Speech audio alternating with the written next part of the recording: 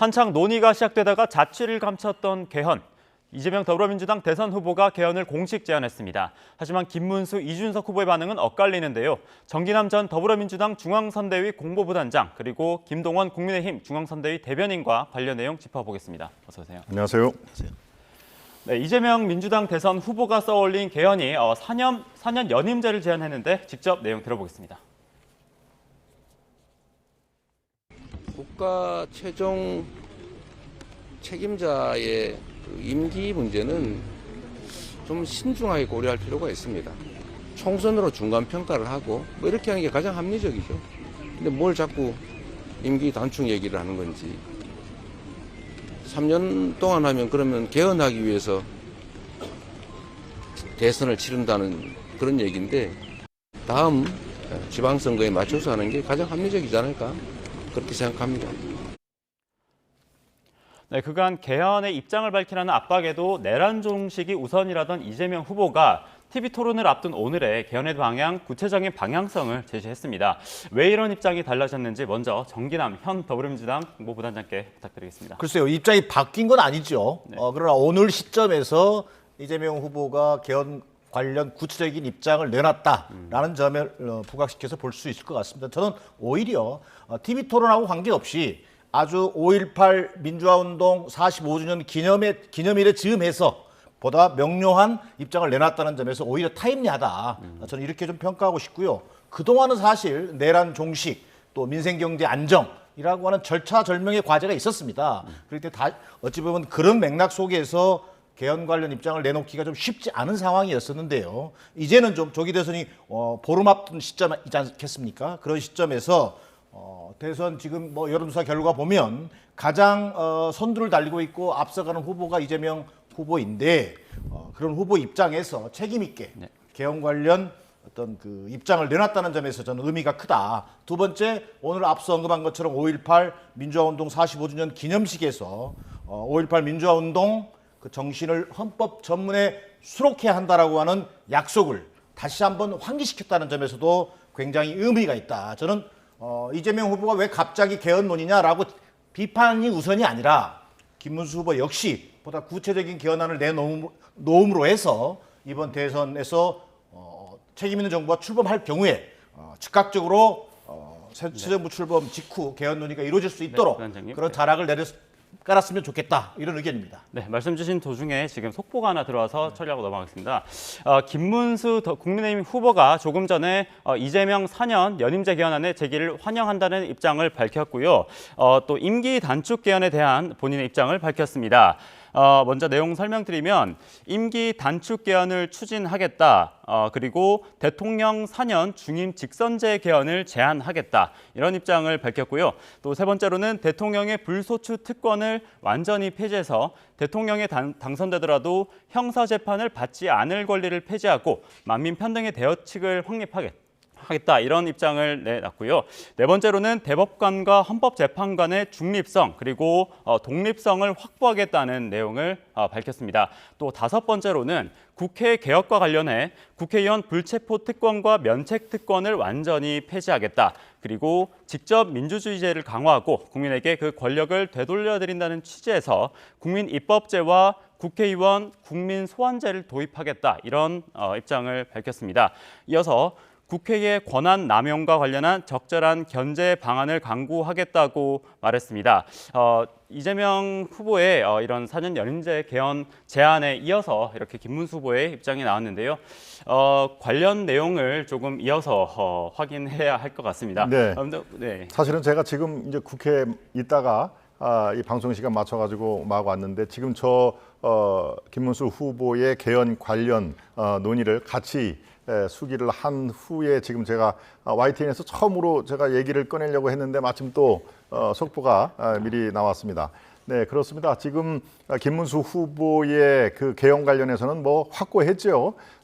입장 변화가 없었다라고 지금 좀 전에 말씀을 해주셨는데 그 정도면 입장 변화가 있는 거라고 봐도 됩니다. 불과 열흘 정도만 해도 개헌은 지금 논의할 때가 아니다. 내란 종식이 먼저다라고 얘기했던 게 이재명 후보 아니겠습니까? 불과 일주일 열흘 사이에 뭐 내란이 뭐 종식되는 그런 게 뭐 흔적이나 사건이 있었습니까? 그러니까 지금 오늘 오전에 갑자기 이재명 후보의 개헌 논의는 저는 두 가지로 봅니다. 오늘 8시에 경제 토론이 있지 않습니까?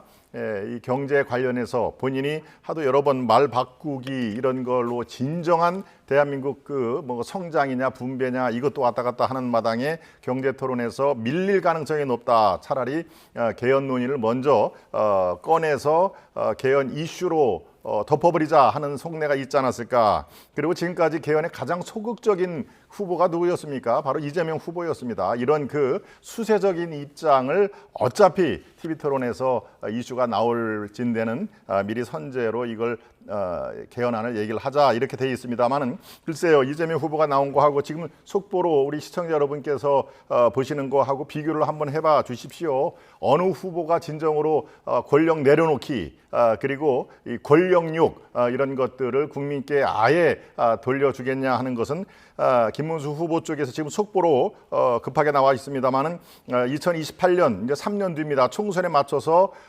이 국민 여러분께 그 총의를 묻겠다라는 얘기입니다. 임기 단축이 포함이 돼 있습니다. 이게 한덕수 전 그 권한대행도 마찬가지로 임기 3년으로 그 소임을 다하겠다. 그리고 4년 중임제라는 얘기 이재명 후보와는 이 차원이 상당히 다르다는 것을 알고 있습니다. 그 안의 내용까지 더 들여다보겠습니다. 불소추 특권 완전 폐지, 면책 특권, 거기에다 국민 소환제까지 얘기를 했습니다. 이른바 대통령도 잘못하면은 국민이 소환해서 이런 뭐 탄핵 이런 것들이 아니라 아예 국민이 소환을 하는 그런 구체적인 안까지 나와 있습니다. 그리고요, 이것이 빈말이 아니다는 것을 이재명 후보와 함께 즉각 개헌 협약 체결을 제안을 했습니다. 이 정도면은 진정성 면에서는 어떻게 의심할 여지가 없는 거 아니겠습니까? 바로 국민 앞에 문서로 확정하자는 것이 바로 방금 전에 김문수 후보가 국민의힘 대선 후보로서 공개적으로 국민과의 약속을 한 내용입니다.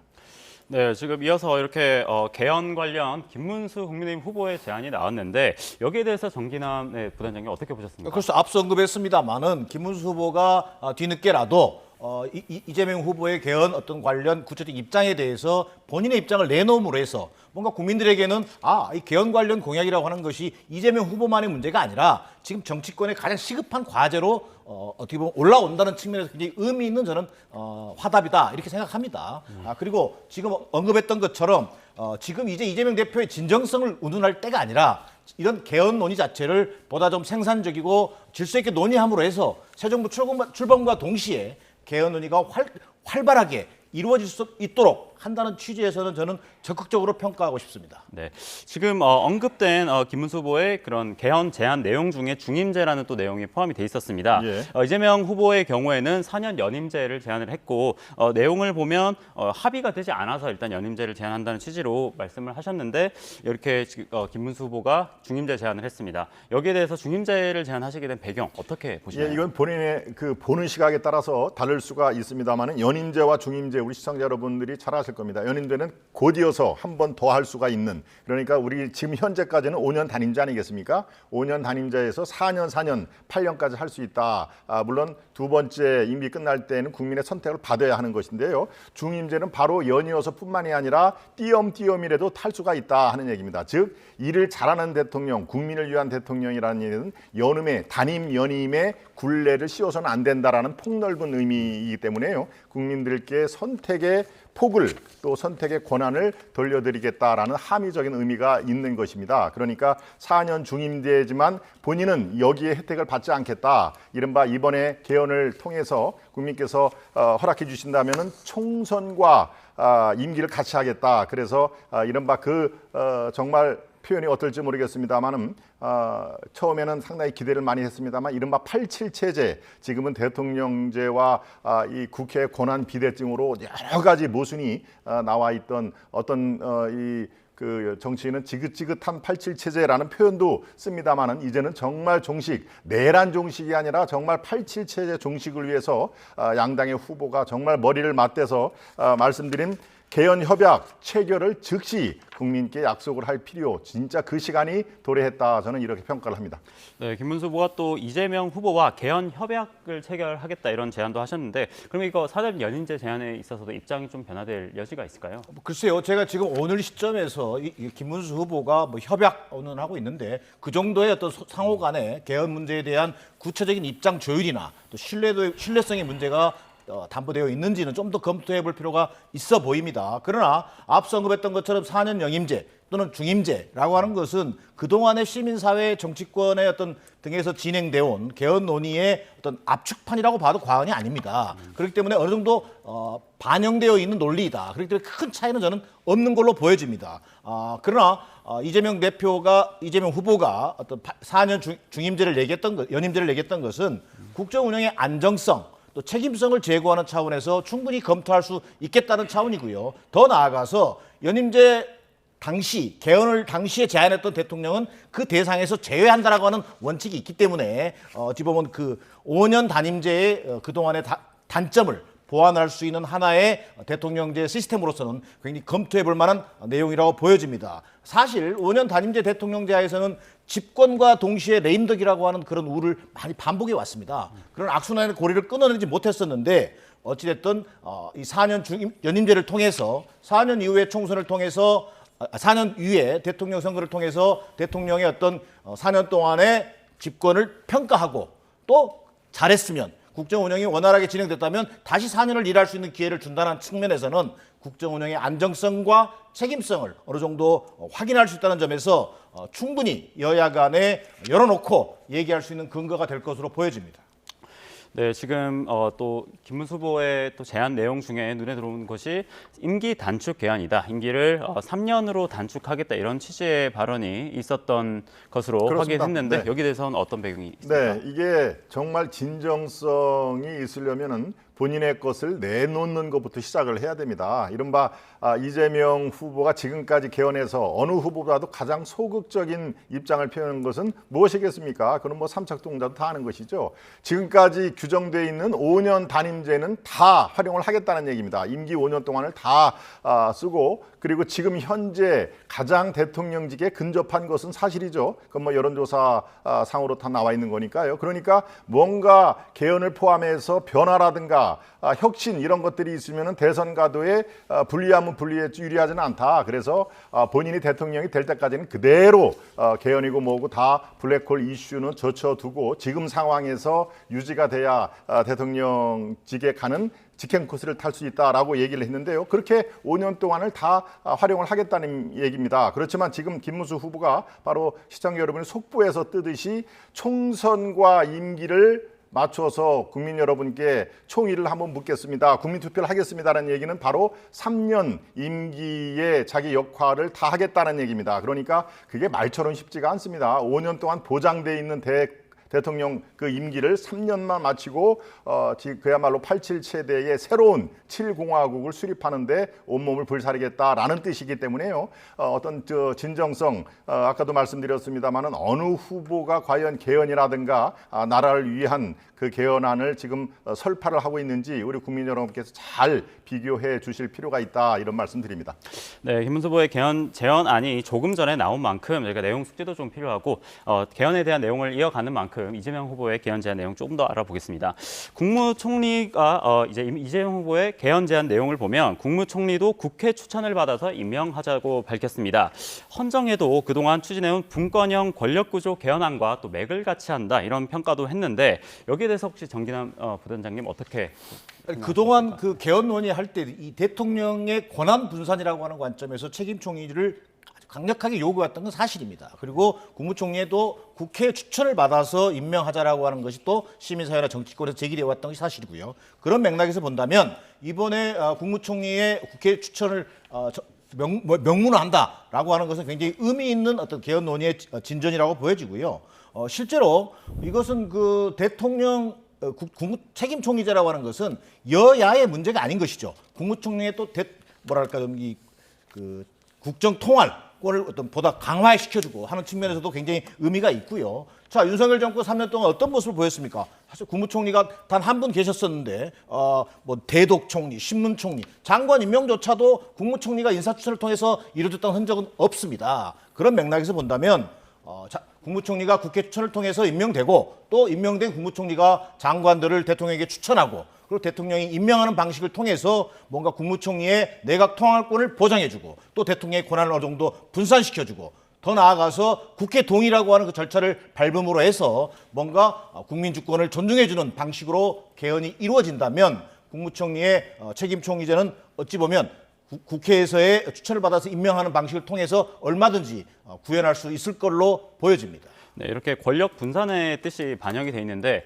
김문수 후보의 또 개헌 제안 내용 중에 제왕적인 대통령제를 수술하겠다 이런 표현도 있습니다. 여기에 그렇습니다. 관련해서는 구체적으로 어떤 방안이 있습니까? 예, 이 87 체제의 가장 맹점이 역시 제왕적 대통령제의 폐해라고 우리가 꼽을 수도 있죠. 그런데 이번 22대 국회를 통해서 제왕적 대통령제뿐만이 아니라 이제 국회의 절대 다수 3분의 2 의석을 갖는 특정 정당의 무소불위 의 어떤 폐해 이런 것도 지금 우리가 예상을 전혀 못했지만 이번 국회에 그대로 1년 전부터 나타나지 않았습니까? 그러니까 이 지금 김문수 후보의 개헌안을 들여다 보시면요, 이른바 대통령제에 관해서 여러 가지 그 얘기가 나와 있습니다. 임기 단축뿐만이 아니라 여야 그리고 국회와 행정부의 균형적인 권력 분산 이것을 위해서 불소추 특권 폐지, 면책 특권, 국민 소환제 이런 것들이 다 포함이 되어 있습니다.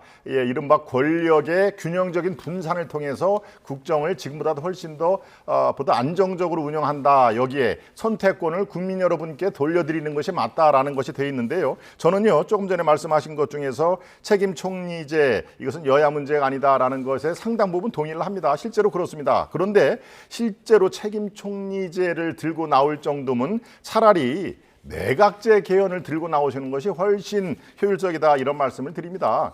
예, 일본의 책임 총리 수상 이런 게 다 이 총선을 거쳐가지고 다수당의 대표가 총리를 하는 거 아닙니까? 그러니까 아예 파격적으로 이렇게 내각 책임제에 실제로 진심이 있으시다면은 차라리 내각제를 주창을 하시는 게 앞뒤가 맞는 거 아닌가 싶은데요. 제가 이렇게 말씀드린 이유가 있습니다. 이재명 대표의 앞뒤 말 바꾸기 이게 개헌 문제가 또 연결이 됩니다. 자, 이 지난 대선에 불과 3년 반 전입니다. 4년 중임제 개헌을 그 당시에 들고 나왔죠. 그 당시에 국민의힘은 이미 개헌 투기 헌법 개정안이 마련이 돼 있는데요. 이거 철저하게 외면을 해서 그 당시에 공연불이 됐습니다. 누구 책임입니까? 또 한 가지입니다. 불과 딱 한 달 전에 정대철 헌정회장이 얘기했습니다. 대선과 개헌을 동시에 국민투표를 실시하자. 그럴 때 뭐라고 그랬습니까? 동의한다. 그렇게 하자라고 얘기를 했죠. 불과 3일 만에 우원식 국회의장이 똑같은 얘기를 할 때 그때는 뭐라고 그랬습니까? 앞면을 또 바꿨습니다. 지금은 내란 국복이 최우선이다. 모든 이슈를 빨아들이는 그 개헌 논의는 중단하는 게 좋겠다. 이렇게 얘기를 하지 않습니까? 그러니까 이 개헌에 관련된 거에 이재명 후보의 진정성 그리고 정말 앞뒤 다른 그런 말바꾸기가 그대로 경제 문제뿐만 아니라 여기에도 투영이 된다. 이런 게 있습니다. 말씀을 뭐 길게 하지는 않겠습니다만은 그렇게 하려면은 대통령제 힘을 빼는 것처럼 국회의원들 국회에 이 합리적인 그런 분산 방안도 얘기를 하셔야죠. 왜 한 군데만 얘기를 합니까? 국민들은 아마 현명하게 판단을 하실 겁니다. 네, 감사합니다. 그리고 이제 이 주제도 한번 다뤄보겠습니다. 윤석열 전 대통령의 탈당 후폭풍이 이어지고 있습니다. 앞서 오늘 윤석열 국민의힘 의원이 기자회견을 했는데요. 어떤 내용인지 한번 들어보겠습니다. 윤석열 전 대통령의 탈당으로 당원들의 마음이 크게 흔들렸고 또 당 내부에서는 여전히 분열의 기류가 좀처럼 정리되지 않고 있습니다. 대선 승리를 위해서 우리 모두 하나가 되어서 전진해야만 합니다. 한동훈 전 대표님, 한덕수 전 국무총리님, 홍준표 전 시장님, 우리 모두 그동안의 갈등을 접고 국민과 당원의 기대에 제발 부응해 주십시오. 네, 갈등을 접고 당원, 국민의 기대에 부응해달라 이런 대선 승리를 위해서 하나로 전진하자 이런 취지로 얘기를 했는데 또 한동훈, 홍준표 등 이 경선 후보들을 언급하기도 했는데 모두 선대위 합류를 하지 않고 있는 상황입니다. 원팀으로 나설 거로 보시는지 어떻게 보십니까? 예, 이제 2주 조금 더 남았죠. 예, 6월 3일까지는 정말 시간이 많지가 않습니다만은 한동훈 전 대표는 내일이나 모레부터 아마 거리 유세에 나서는 거로 그렇게 당내에 알려지고 있습니다. 빠르면 빠를수록 좋지만 아마 내일부터 시내에서 모습을 보게 될 텐데요. 한동훈 대표가 지금까지 나는 뭐 합류를 안 하겠다라고 얘기를 하지 않았습니다만은 내가 합류를 하게끔 좀 이렇게 배경을 만들어 주십시오, 환경을 만들어 주십시오라고 하는 게 바로 윤 대통령의 탈당을 비롯한 관계 설정, 예 그리고 또 뭡니까 뭐 여러 가지 세 가지 그 조건을 얘기를 했는데 지금 거의 대부분 다 그게 수렴을 하고 있기 때문에요. 본인이 이 SNS를 통해서 지난주 금요일인가요? 그러니까 다음 주에는 거리 유세에서 보게 될 겁니다라고 얘기를 했으니까요. 이것은 기정사실로 지금 돼 있고요. 지금 하와이에 가 있죠. 홍준표 대표는 이미 당에서 파견된 그런 이 의원들과 깊은 얘기를 나누는 중입니다. 어떤 식으로든지 하와이에서 뭐 급거 귀국을 해서 거리 유세에 참여를 하거나 뭐 이럴 가능성은 현재로서는 높지 않아 보입니다만 어떤 식으로든지 당의 승리에 기여를 하겠다라고 하는 그런 전언이 있습니다. 한덕수 총리의 그분은 마지막 최종 단일화에 직접 참여하시는 분이니까 한덕수 본인 자신이 김문수 후보의 승리가 곧 한덕수의 승리입니다라고 측근들에게 얘기한 걸로 봐서는요. 앞으로 2주 동안 한덕수 전 후보죠. 전 후보의 어떤 그 나름대로의 역할 이것은 지금 나름대로 물밑대화로 이루어지고 있다. 기대하셔도 좋겠다라는 말씀을 제가 거듭드립니다. 네, 그리고 이번 대선에서 윤 전 대통령의 탈당이 판세에 어떤 영향을 미칠 거라고 보십니까? 글쎄요, 뭐 탈당에 대해서 국민들이 지금 무슨 감동이 있습니까? 더 나아가서 국민들이 받아들이기에 윤석열 전 대통령이 전날까지만 해도 안 나간다고 하더니 갑자기 쫓기듯이 탈당을 했어요. 그래서 선거용 위장 탈당 아니냐라는 지적이 나오는 겁니다. 자, 당내에서조차 문제가 제기됩니다. 좀 얼마나 사정이 급했으면 윤상현 의원이 나와서 원팀을 지금 얘기하고 그러겠습니까? 그리고 지금 선대위에 참여하고 있지 않은 뭐 한동훈 전 대표나 한덕수 전 총리를 언급하고 심지어 정계 은퇴한 홍준표 전 대표를 찾아서 지금 하와이까지 가는 판입니다. 자, 급한 마음은 알겠습니다. 자, 그러나 일에는 순서가 있다고 생각합니다. 한동훈 전 대표가 얘기했습니다. 자, 개헌 반대 분명히 하자. 두 번째, 윤석열 전 대통령 부부와 완전히 절연하자. 그다음에 자유통일당 등 극우 세력과 완전히 선긋기를 하자. 그럴 때만이 우리 당을 국민들이 제대로 쳐다봐 줄 수 있을 거다라고 하는 어찌 보면 가장 쉽고도 분명한 입장을 제시한 바 있습니다. 그 원칙은 고사하고 그런 어떤 노력 없이 그저 국민들 보기에 그냥 탈당했습니다라고 하면서 우리 진정성을 믿어주세요 하는 그런 상황으로는 지금의 국민의힘의 김문수 후보가 처한 상황을 돌파해내기는 어려워 보인다는 게 제 평가이고요. 원팀 난망합니다. 자, 원팀을 꾸리고 싶다면 기본에 충실할 필요가 있다는 게 어떤 애정을 가진 비판으로 던지고 싶습니다. 네, 마지막으로 이 주제도 다루고 가겠습니다. 잠시 후에 저녁 8시부터 이재명, 김문수, 그리고 이준석, 권영국 대선 후보 4명의 TV 토론이 처음으로 열립니다. 오늘 주제는 경제 살리기인데 각 후보가 어떤 전략으로 임할지 먼저 대변인님 의견 부탁드립니다. 예, 오늘이 아주 중요한 그 TV 토론의 첫 서막을 올리죠. 지금까지 3번이 이제 앞으로의 3번의 TV 토론을 통해서 이른바 흔들리는 표심이 어디로 향할 것이냐 이것이 이제 몇 개 남지 않은 하나의 변수 중에 가장 큰 변수로 저는 봅니다만은 오늘은 주제는 경제입니다. 경제 쪽에 이재명 후보 측은 경제 자신 있다.